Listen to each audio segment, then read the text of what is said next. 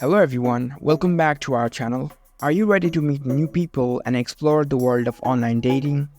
Today I'm going to show you how to download the Her dating app on your smartphone. Her is one of the most popular dating apps for LGBTQ+ women. And it's super easy to get started. So we're going to go through how to download this app. Let's dive right in. First of all, unlock your phone and make sure it is connected to the internet, and find the App Store if you're using an iPhone or the Google Play Store if you are using an Android device. Here I'm on my Android phone, so I'll go on and open my Google Play Store. Once you're in the store, you can see the search bar at the top of your screen. Tap on it. Now type Her dating app. You will see the Her dating app on your smartphone.